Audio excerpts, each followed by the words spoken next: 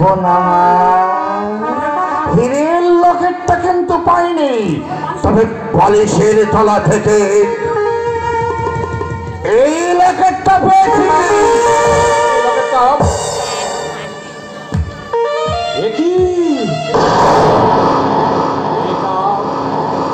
এটা তুমি কোথায় পেলে?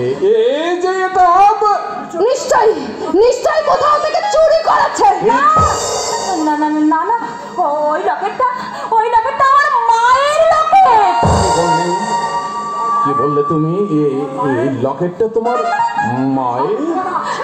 কথা চাপ দাও, আসল কথা বেরিয়ে আসবে।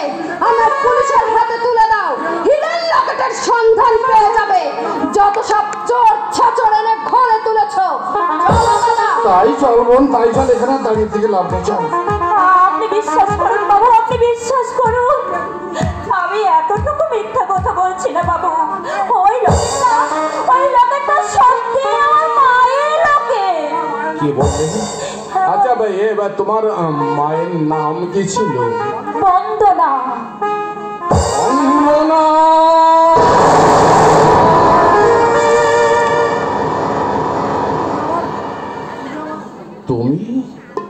তুমি আমার মানে বন্দনার মেয়ে তুমি?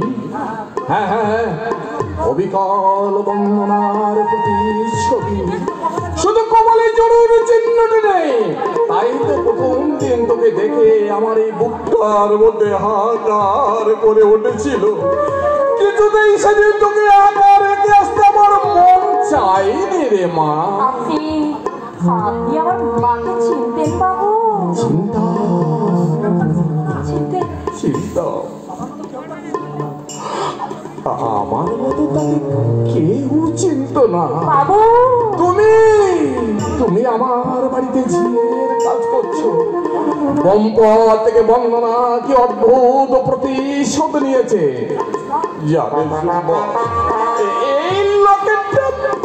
এই লকেটটা তোর মাকে আমি দিয়েছিলাম। আপনি দিয়েছেন, কিন্তু আমার মামা যে বলেছিল ওই লকেটটা আমার বাবার।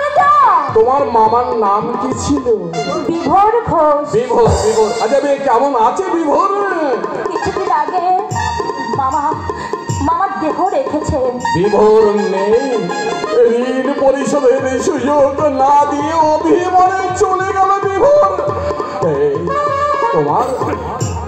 তোমার তোর বাবার নাম কি জানিস মা? জানি না বাবা, আমি জানি না। কতদিন আমি মামাকে বলেছি, মামা একটিবার আমার বাবার নাম তুমি বলো। বলেনি বাবু, আমাকে বলবে না, বলবে না।